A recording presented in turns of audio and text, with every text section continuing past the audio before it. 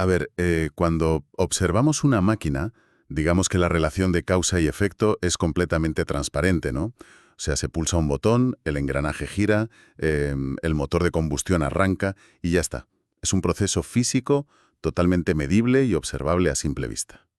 Claro, porque todo el mecanismo está expuesto. Es un sistema cerrado donde la entrada de energía justifica matemáticamente la salida de movimiento, sin más misterio. Ya. Pero el problema es al trasladar esa misma observación al comportamiento humano. Ahí el panel de control pues desaparece por completo. O sea, vemos a alguien que madruga a las 5 de la mañana para salir a correr bajo una tormenta. O a otra persona que invierte 10 años de su vida estudiando para conseguir un doctorado. O alguien que de repente decide apuntarse a clases de cerámica un martes por la tarde sin ninguna necesidad económica de hacerlo. Exacto. Y el denominador común siempre es el mismo. O sea, existe un impulso hacia la acción. Hay una especie de fuerza que empuja hacia adelante. Sin embargo, la maquinaria exacta que genera ese impulso pues permanece oculta. Y fíjate que entrar en el estudio de esa maquinaria invisible requiere abandonar las suposiciones más superficiales, ¿sabes? No se trata simplemente de decir, bueno, es que tiene mucha voluntad o está animado. Sí, sí, las típicas frases hechas. Exacto. Se trata de desentrañar un mecanismo de supervivencia extremadamente complejo que lleva milenios, vamos, milenios perfeccionándose. Bueno, pues hoy vamos a hacer una inmersión a fondo. Vamos a destilar los conceptos del capítulo 2 del manual Fundamentos Teóricos y Prácticos de la Motivación, que trata sobre la motivación como proceso psicológico básico. Y la misión es responder a una sola pregunta. A ver, ¿qué es exactamente la motivación? Un tema que, la verdad, da para muchísimo. Totalmente. Vamos a explorar las raíces biológicas, las influencias sociales y la propia evolución científica de este concepto. Pero empecemos por diseccionar la propia palabra. Motivación deriva del latín movere, que significa, bueno, moverse. Claro, el origen de la palabra ya nos da una pista fundamental. Y los textos académicos señalan que este movimiento siempre implica dos dimensiones fundamentales. Por un lado, la dirección, es decir, hacia dónde nos movemos, y por otro, la intensidad, o sea, cuánta energía aplicamos en ese movimiento concreto. Esa definición etimológica nos lleva a un problema central en la psicología científica actual, y es que la motivación es lo que llamamos un constructo hipotético. Vale, un concepto abstracto. Exacto. Al igual que ocurre con la gravedad en la física o, bueno, con la inteligencia en la propia psicología, la motivación no es un objeto material. O sea, no se puede aislar en una placa de Petri, ni la puedes medir directamente con una regla. Ya, no es como medir el nivel de hierro en sangre. Para nada. Inferimos su existencia exclusivamente a través de las conductas que observamos y, claro, de las consecuencias de esas conductas. O sea, vemos el objeto caer, inferimos la gravedad. Vemos a alguien, rechazan un trozo de tarta riquísimo, pues inferimos una motivación subyacente. Claro, se observa el resultado del proceso, pero no el proceso en sí. El manual aporta una definición mucho más clínica, describiéndola como un proceso adaptativo, interno y dinámico, que energiza y dirige el comportamiento hacia una meta para garantizar la supervivencia. Es decir, que no es un producto estático, no es una foto fija, sino un estado interno de flujo continuo. Y aquí, vale, vamos a desgranar esto, porque el texto introduce una distinción conceptual muy estricta que, te soy sincero, genera cierta fricción mental al leerla. A ver, cuéntame. Pues separa de forma muy tajante motivación, entendido como el proceso general, de motivo como la causa concreta. Y el ejemplo que utiliza es que el hambre es la motivación, y estar a dieta un día concreto es el motivo. ¿Ya? Claro, esto choca bastante con el uso habitual de nuestro lenguaje. O sea, ¿no suena contraintuitivo que estar a dieta sea el motivo y el hambre la motivación? Parece que estar a dieta debería ser el motivo que frena el hambre, no que el hambre sea la gran motivación paraguas de la dieta. No. Es como si la motivación fuera el clima general de una región y el motivo fuera decidir llevar un paraguas un martes específico. Fíjate, esto plantea una pregunta importante y es verdad que genera fricción porque en el lenguaje coloquial utilizamos ambos términos de forma casi intercambiable, pero para aislar variables en un estudio científico, esta separación es absolutamente obligatoria. O sea, necesitan ponerle etiquetas muy precisas a cada cosa. Claro, la motivación aquí representa el proceso general de adaptación biológica, es digamos la necesidad estructural del organismo, como el déficit de nutrientes que genera el hambre, que busca a toda costa mantener la vida. Ajá. El motivo, por otro lado, es la manifestación específica, la meta puntual que el individuo selecciona conscientemente para gestionar ese estado general. Vale, entonces siguiendo con mi analogía, el clima es el marco general, esa fuerza inmensa y constante dictada por la atmósfera, y el paraguas es la acción puntual para adaptarse a ese clima. Exacto, me parece una analogía buenísima. Esa separación permite a la psicología investigar cómo una misma necesidad básica, o sea, tu clima, puede desencadenar miles de decisiones específicas e incluso contradictorias. Claro, claro. Piensa que el hambre es el proceso general, pero un individuo puede elegir canalizar esa tensión, pues comiendo convulsivamente o, por el contrario, haciendo una huelga de hambre por una convicción política muy fuerte. Si no separamos el mecanismo biológico subyacente de la elección cognitiva de la meta, sería imposible establecer patrones de comportamiento. Madre mía, tiene todo el sentido del mundo visto así. Y claro, esto nos lleva a explorar el origen de esos impulsos.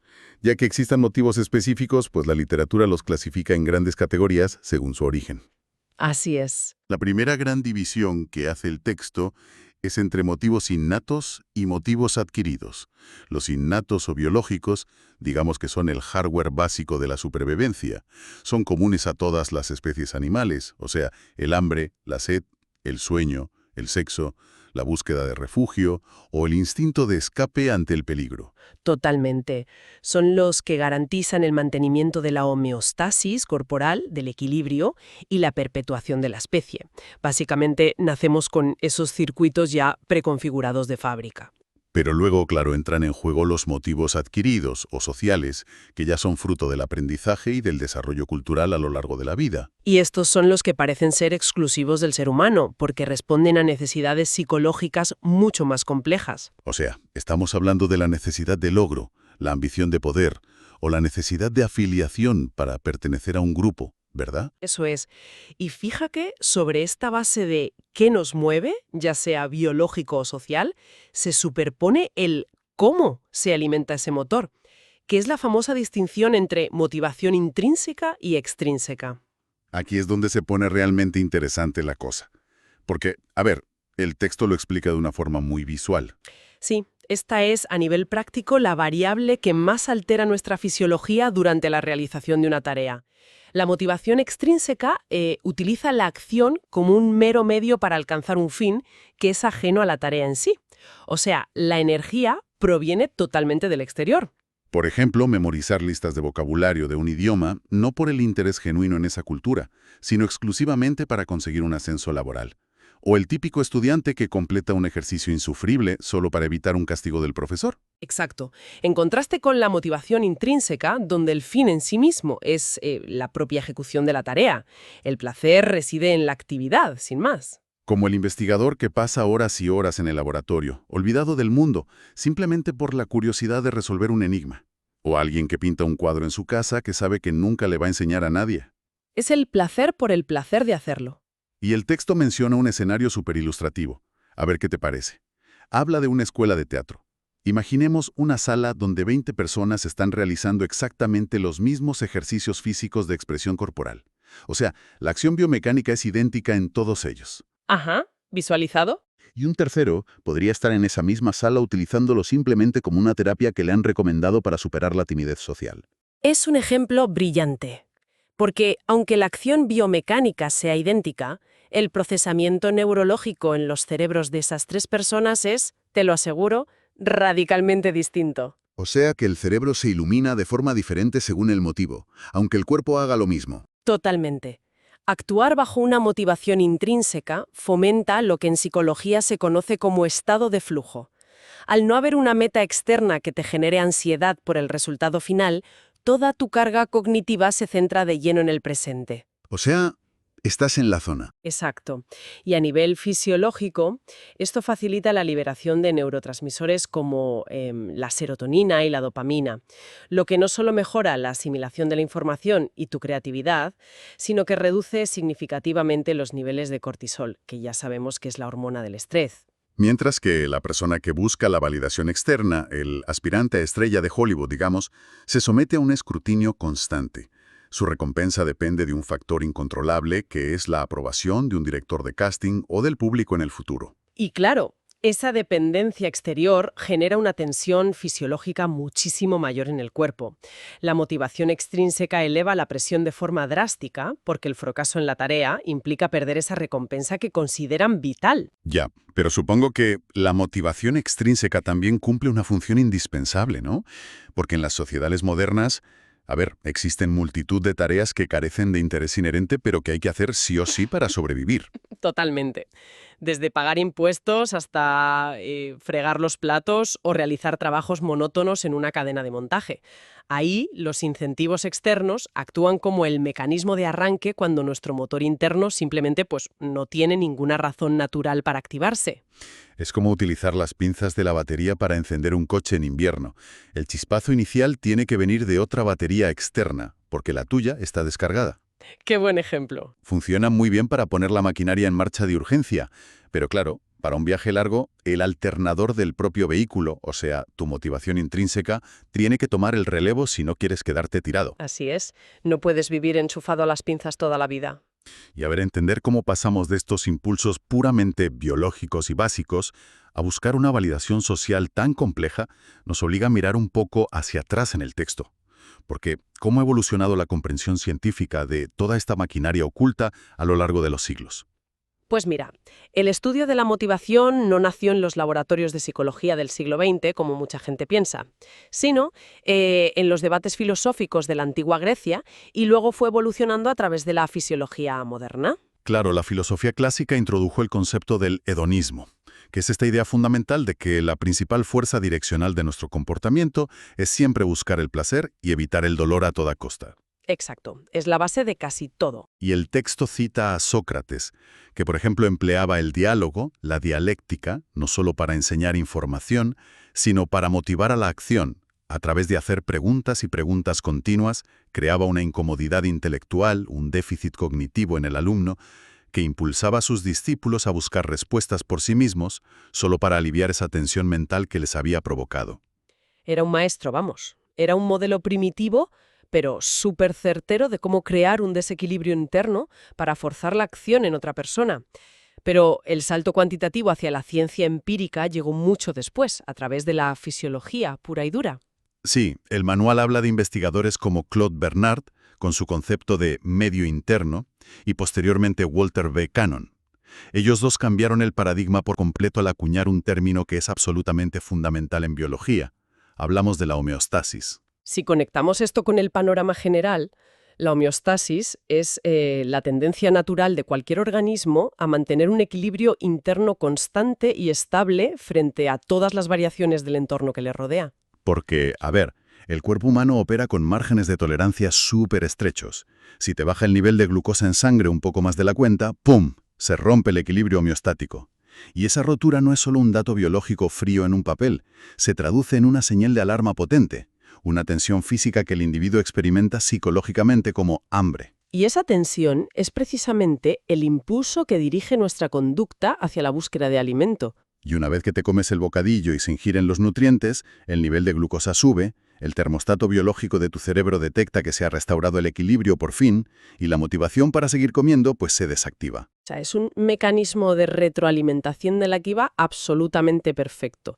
Y la revolución en la psicología llegó de verdad cuando los teóricos se dieron cuenta de que este mismo modelo homeostático, tan biológico, también podía aplicarse a las necesidades sociales y cognitivas. Ya, pero ya aquí viene mi duda. ¿Cómo explica un simple termostato biológico diseñado para medir el azúcar que alguien sacrifique su bienestar físico y su libertad por una protesta política? O que alguien invierta dinero y meses de tiempo en comprar un reloj de lujo incomodísimo que desde luego no necesita para sobrevivir físicamente. O sea, esto obliga a salir del ámbito puramente fisiológico, ¿no? Exactamente, ahí está la clave. La psicología científica adoptó el concepto de homeostasis para explicar también el déficit psicológico. O sea, de la misma manera que la falta de agua te genera sed física, la falta de interacción humana genera un desequilibrio interno, que llamamos soledad. Vale, entiendo por dónde vas. La soledad produce una tensión psicológica que es totalmente medible, que incrementa tus niveles de estrés y que impulsa a la persona a buscar afiliación, a buscar a otros, para restaurar su, digamos, homeostasis social. El mecanismo de tensión, luego acción y finalmente alivio es exactamente el mismo, pero las variables pasaron de ser, pues eso, moléculas de azúcar, a ser constructos sociales. ¡Qué pasada! Pero claro, toda esta evolución nos deja con un reto empírico enorme para los científicos. Si la motivación es este constructo hipotético, esta mezcla tan rara de mecanismos biológicos milenarios, con interpretaciones cognitivas súper complejas, ¿cómo narices diseñan los investigadores de hoy en día un experimento para medirla de forma fiable? Pues no es nada fácil, la verdad. Porque para no quedarse en meras especulaciones filosóficas de café, la psicología moderna ha estructurado la investigación en torno a 4 grandes dimensiones, o enfoques metodológicos. Sí, son 4 ejes de debate que determinan cómo se recogen y cómo se interpretan los datos en cualquier estudio serio sobre la motivación. Vale, pues empecemos por la tensión entre el enfoque nomotético y el ideográfico. Vale, La dimensión nomotética busca establecer leyes universales de comportamiento que apliquen a toda la especie por igual. Intenta encontrar el común denominador. Y el ejemplo clásico que da el libro sería estudiar las reacciones del hipotálamo en roedores de laboratorio ante la privación de alimento, asumiendo que esa misma estructura cerebral funciona bajo las mismas leyes biológicas en un ser humano. claro, busca generalizar. Si encontramos la ruta neuronal básica de la recompensa en una rata, podemos entender los principios biológicos de una adicción en cualquier persona del planeta. Pero claro, en el lado opuesto está la dimensión ideográfica, que se centra exclusivamente en las diferencias individuales y en el contexto de cada persona. En lugar de buscar una ley universal para toda la humanidad, intenta comprender qué factores muy específicos motivan a un grupo concreto en un lugar concreto. Ajá. Piketto menciona un estudio súper específico realizado para analizar los diferentes niveles de motivación hacia el estudio entre alumnos y alumnas de una escuela particular en la ciudad de Badajoz. Fíjate, más concreto, imposible. Pero a ver, te pregunto, si el enfoque ideográfico se reduce a contextos tan específicos, ¿cómo puede la psicología construir un corpus científico que sea sólido y predecible? ¿No convierte eso a la disciplina en algo, no sé, demasiado fragmentario o subjetivo? Ese es el gran debate metodológico, sin duda. A ver, el enfoque nomotético predomina hoy en día en las universidades precisamente porque la ciencia requiere establecer leyes predictivas, ¿no? Necesitamos saber qué dosis de un fármaco o qué tipo de terapia cognitivo-conductual va a funcionar para la gran mayoría de la población. Claro, necesitas un estándar. Sin embargo, el enfoque ideográfico es vital para poder ajustar esas leyes universales a la realidad. Me explico. La ley universal nomotética nos dice que el refuerzo positivo en clase mejora el aprendizaje en general. Vale. Pero el estudio ideográfico concreto en esa escuela de Badajoz podría revelar que, debido a factores socioculturales muy específicos de esa región en ese momento, el tipo de refuerzo positivo que funciona para los niños es radicalmente distinto al que motiva a las niñas. O sea, el enfoque universal te traza el mapa grande y el ideográfico te dibuja el relieve del terreno para que no te tropieces. Me encanta esa forma de verlo. Vale. Las otras dimensiones del estudio establecen de dónde proviene la fuerza motriz a la hora de diseñar un experimento. La dimensión innata frente adquirida define si los científicos van a investigar instintos genéticos preprogramados o comportamientos que hemos aprendido durante la socialización. Eso es. Y muy ligada a esta está la dimensión interna frente a externa, que cuestiona si la conducta se inicia por una necesidad que surge dentro del propio organismo, como la sed, o si el comportamiento se detona por estímulos ambientales externos, como por ejemplo el impacto visual de una campaña publicitaria en la calle que de repente nos genera unas ganas locas de comprar algo que hace 5 minutos ni sabíamos que existía. Totalmente. Y en la investigación de laboratorio, estas dimensiones definen qué variables vas a manipular como científico. Si quieres probar la dimensión interna, pues manipularás el tiempo de privación de alimento de un sujeto. Pero si quieres probar la externa, manipularás, por ejemplo, la cantidad de recompensa monetaria que le ofreces a alguien por resolver un puzzle. Y finalmente, llegamos a la dimensión que aborda el grado de conciencia humana, que a mí me parece la más filosófica. Hablo de la dimensión mecanicista frente a cognitiva. Uf, esta es clave. El enfoque mecanicista argumenta que los organismos actúan de forma ciega y casi automática frente a los cambios en su entorno o en su fisiología interna, sin que medie ningún tipo de procesamiento consciente. O sea, simplemente el estímulo desencadena la respuesta, ¡pum!, como un resorte. Ya. El enfoque cognitivo, por su parte, postula lo contrario, que la información exterior entra, se procesa en el cerebro, se evalúa conscientemente y se le otorga un significado propio antes de decidir actuar. Por ejemplo, atribuir el fracaso en un proyecto de trabajo a tu propia falta de esfuerzo, frente a decidir culpar a la mala suerte. Exacto. Pero, a ver, yo me pregunto, en un adulto funcional en la sociedad actual que estamos rodeados de información, de pantallas, de decisiones constantes, ¿es realista pensar que alguna acción humana compleja sea puramente mecanicista hoy en día? ¿No hay siempre, por muy mínima que sea, una pequeña capa de procesamiento cognitivo antes de hacer algo? Lo fascinante aquí es que planteas una objeción conceptual buenísima. Y la realidad contemporánea demuestra que estas dimensiones, a ver, no operan en el vacío ni son mutuamente excluyentes para nada. O sea, se mezclan. Claro, las acciones reflejas puras o las reacciones de pánico extremo sí que pueden ser puramente mecanicistas. Imagina que alguien toca una estufa que está ardiendo. Va a retirar la mano de golpe antes de que la señal de dolor siquiera llegue a su corteza prefrontal para ser procesada cognitivamente. Ahí el mecanismo fisiológico actúa totalmente a ciegas para proteger el tejido de una quemadura. Vale, sí, el instinto de supervivencia puro y duro. Pero claro, en conductas orientadas a metas a largo plazo, en nuestro día a día, la interacción de ambas es inevitable, ¿no? Por supuesto. Fíjate, el impulso inicial de querer agredir a alguien ante un insulto puede tener una base hormonal y puramente mecanicista. Te hierve la sangre, literalmente. Exacto, pero la decisión de no responder con violencia física porque estás en medio de una reunión de trabajo y no quieres perder tu empleo, eso es un proceso puramente cognitivo que ejerce un veto, frena en seco el mecanismo automático.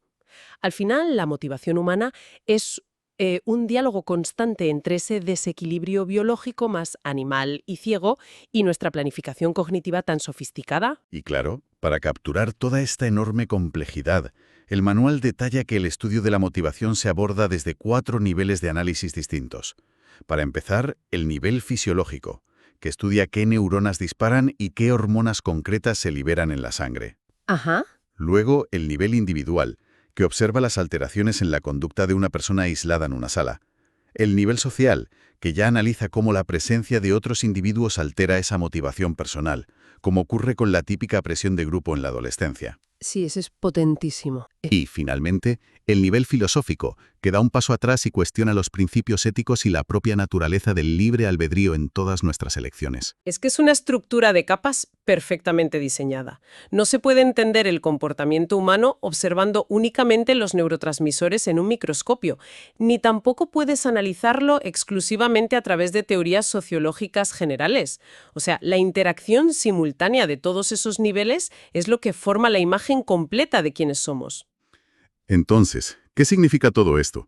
Si integramos todas estas piezas, desde el origen latino de la palabra hasta los niveles de análisis empírico en un laboratorio, queda clarísimo que la motivación es muchísimo más que un simple estado de ánimo pasajero o un rasgo de la personalidad con el que naces. Desde luego. Es un sistema adaptativo implacable. Se apoya en el rigor homeostático de nuestra fisiología para mantenernos físicamente vivos.